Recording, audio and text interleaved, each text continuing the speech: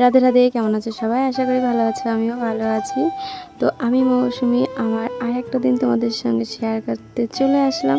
তো আমার ভিডিওগুলো তোমাদের কেমন লাগে তোমরা অবশ্যই কমেন্টে জানাবে।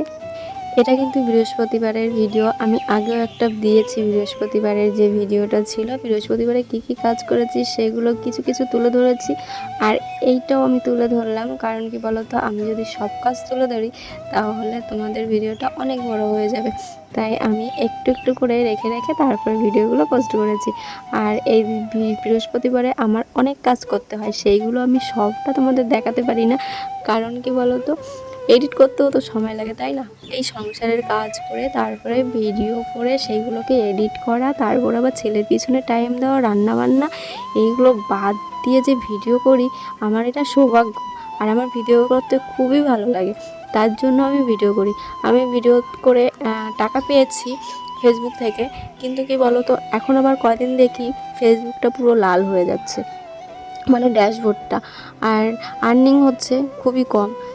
তার জন্য ভাবি যে ভিডিও করব না, তারপরে আবার ভাবি না, ভিডিও করতে ভালো লাগে। তারপরে তোমরা আবার অনেকে কত সুন্দর সুন্দর কমেন্ট করো, যেগুলো আমার খুবই ভালো লাগে। হ্যাঁ, আমার ফেসবুক ভিডিওতে একটা মানুষ আসে, সে শুধু একটু বাজে কমেন্ট করে, তবে আমি মনে করেছি তাকে এবার তুলে ধরবো। ওই একটা মানুষই আমাকে একটু বাজে কমেন্ট করে, তাছাড়া কেউ আমাকে বাজে কমেন্ট করে না। সব কমেন্টগুলোই খুব সুন্দর আসে, আর আমার খুব ভালোও লাগে তোমাদের কমেন্টগুলো পড়তে। কোনো সময় বাজে ভিডিও করি না, জানি না আমি কেন ওই মানুষটা আমার পেছনে এত লেগে আছে। ওই লোকটা কিন্তু আমার বাবার বয়সী, কিন্তু তবুও এইরকম মুখের ভাষা, আর এই ভাষা দিয়েই তো মানুষের পরিচয়। এই ভাষাটা দিচ্ছ, তার মানে আমি তোমাকে চিনতে পারছি যে তুমি কোন ধরনের মানুষ। আমি একা একা লড়াই করতে করতে 35,000 ফলোয়ার্স বানিয়েছি। আমাকে কেউ কখনো সাপোর্ট করেনি, আর আমি কখনো কারোর কাছ থেকে সাপোর্ট নিইও নি। এই ভিডিও শ্যুট করা থেকে ভিডিও এডিট করা পর্যন্ত সব আমাকে নিজেই করতে হয়। আমাকে কেউ করে দেয় না, আমাকে বাড়ির মানুষও করে দেয় না, না আমার ছেলে, না আমার স্বামী। হ্যাঁ, ছেলে মাঝে মাঝে একটু ধরে দেয়, কিন্তু ও এখন আর সময় পায় না, ওর ভীষণ পড়া নিয়ে ব্যস্ত থাকে। তার জন্য ওকে আমি বলিও না যে ওর পড়া বাদ দিয়ে আমার ভিডিওটা ধরে দাও, কারণ আমার ভিডিওর থেকে আমি মনে করি আমার ছেলের পড়াশোনাটা আগে। আমার জন্য আমার ছেলের জীবনটা নষ্ট হোক সেটা আমি চাই না। তবে আমার ভিডিও করতে ভালো লাগে, তাই আমি ভিডিও করি। তাই বাড়ির সবাইকে বাদ দিয়ে আমি নিজেই করি।